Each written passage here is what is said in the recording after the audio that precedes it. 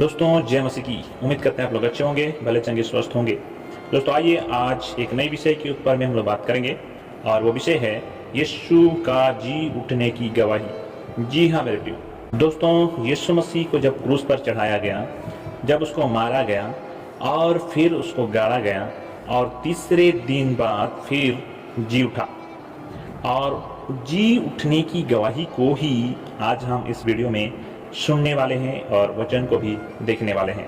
सो आइए हम शुरू करते हैं। सबसे पहली बात, सबसे पहली गवाही स्वर्गदूतों ने दी।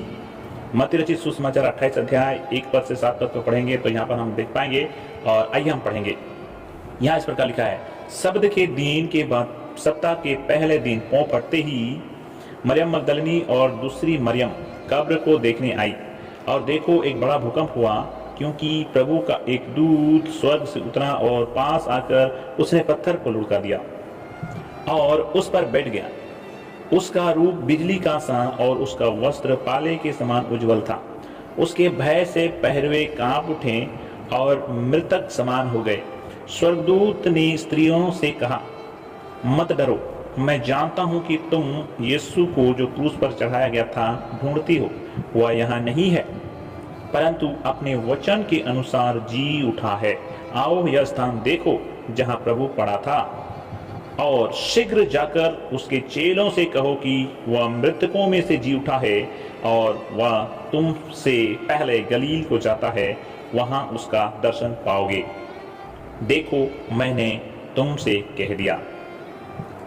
सो मेरे प्रिय, यहाँ पर हम देख पाते हैं कि जब यीशु मसीह को कब्र पर दफनाया गया शब्द से पहले का दिन, और जब शब्द का दिन निकट होने के कारण और तैयारी का दिन होने के कारण यीशु मसीह की शरीर को झटपट जल्दी से दफनाया गया।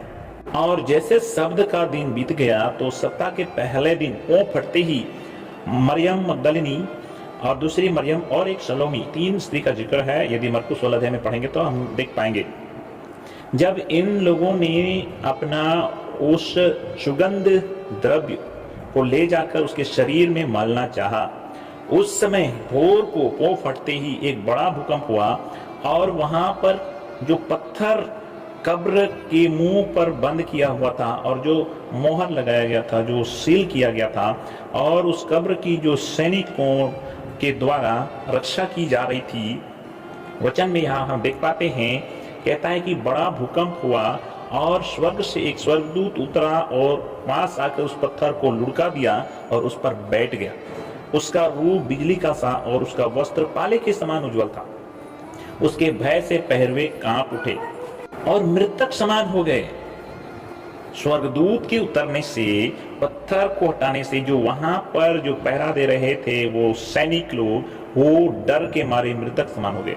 और उस समय जो स्त्रियां वहां पहुंची, स्वर्गदूत ने स्त्रियों से कहा कि मत डरो, मैं जानता हूं कि तुम किसको ढूंढ रही हो, अर्थात यीशु को जो क्रूस पर चढ़ाया गया था ढूंढती हो। वह यहाँ नहीं है, परंतु वह अपने वचन के अनुसार जी उठा है। मेरे प्रियो, स्वर्गदूत ने गवाही दी, यीशु मसीह जी उठा है, और ये उन स्त्रियों को उसने कहा। पहला गवाही स्वर्गदूत ने दी। मेरे प्रियो, इस बात को यदि आप थोड़ा सोचेंगे तो ये बहुत ही प्रभावशील बात है, क्योंकि जब जब परमेश्वर उद्धार के काम या सुसमाचार के काम को करना चाहा तो उसकी मजबूत नींव डालने के लिए स्वर्गदूत का इस्तेमाल किया और स्वर्गदूतों के द्वारा संदेश दिया। जब यीशु मसीह का जन्म हो रहा था, स्वर्गदूत आया मरियम के पास और उसको बोला गया कि तुम्हारे द्वारा एक पवित्र उत्पन्न होगा जो पूरे जगत का पाप से उनका उद्धार करेगा। इसके बाद जब संदेह कर रहा था, यूसुफ मरियम को रखने से जब इनकार कर रहा था और वो चुपके से उसको छोड़ना चाह रहा था, स्वर्गदूत ने ही उनसे दर्शन में, स्वप्न में बात की। जब यीशु मसीह के ऊपर में खतरा मंडलाता था, जब बचपन में छोटे थे, और जब उस समय हेरोदेस के समय में जब छोटे बच्चों को मार देने का हुक्म दिया, उस समय स्वर्गदूत ने ही उन मरियम और यूसुफ से कहा कि इनको लेकर, यानी कि बालक यीशु को लेकर यहाँ से मिस्र चले जाओ, मेरे प्रियो, हम देख पाते हैं जब जब यीशु मसीह का जो उद्धार का कार्य है, उस कार्य को शुरुआत करना था या उसको मजबूती से नींव देना था, परमेश्वर ने स्वर्गदूत का इस्तेमाल किया ताकि कोई उसको झूठा साबित ना कर सके। तो पहला गवाही स्वर्गदूत ने दिया। दूसरी गवाही स्त्रियों ने दी। जिस स्वर्गदूत ने यीशु मसीह के जी उठने का खबर सुनाया, उन सारे स्त्रियों ने जब वहां से वापस लौट गए, कौन कौन स्त्रियां थी यहाँ पर देखिए, मरकुस रचित सुसमाचार 16 अध्याय 1 पद में लिखा है, जब शब्द का दिन बीत गया तो मरियम मगदलिनी और यूसुफ की माता मरियम और सलोमी ने सुगंधित वस्तुएं मोल ली कि आकर उस पर मले।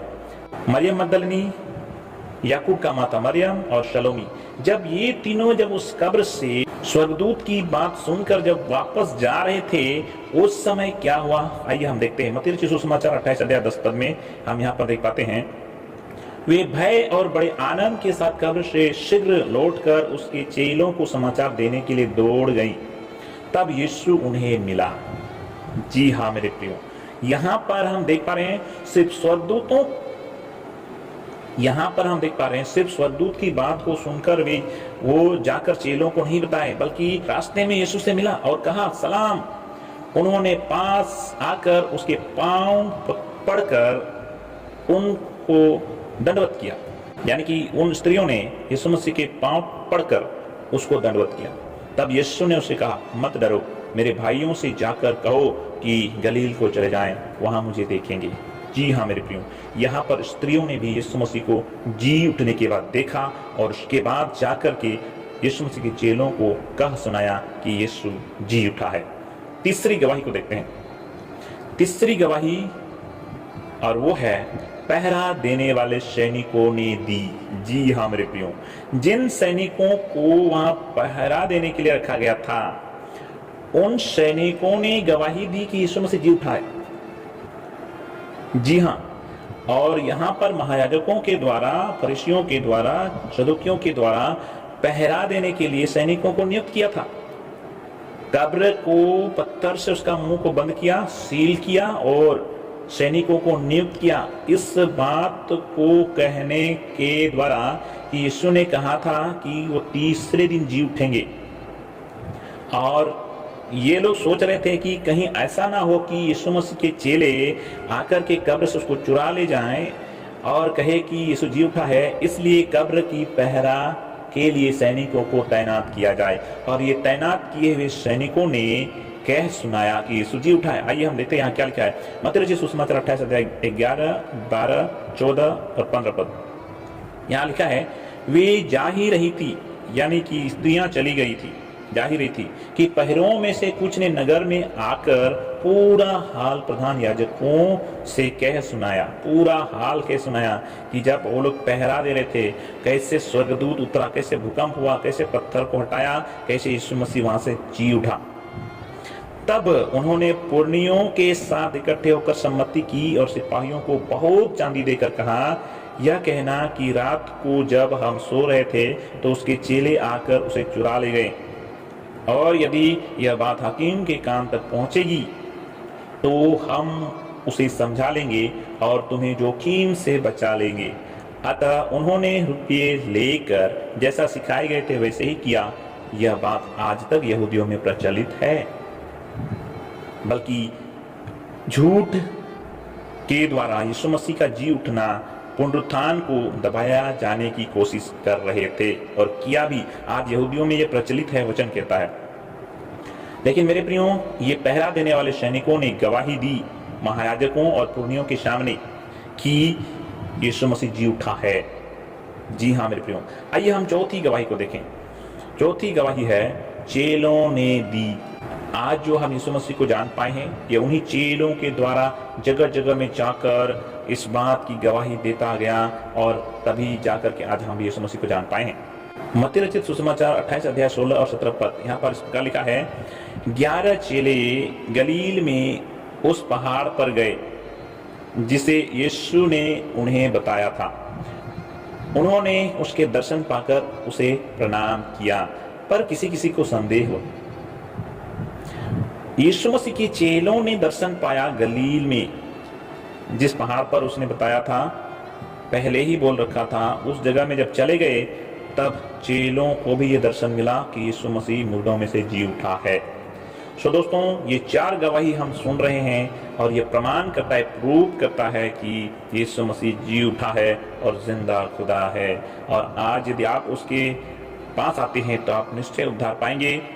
यदि उनसे आप प्रार्थना करते हैं तो वो आपकी प्रार्थना को सुनता है और उत्तर भी देता है, क्योंकि यीशु मसीह मुर्दों में से जी उठा है, वो जीवित है और दोबारा फिर से आने वाला है। सो आपने सुना, बहुत धन्यवाद। परमेश्वर आपको बड़ी आशीष दे।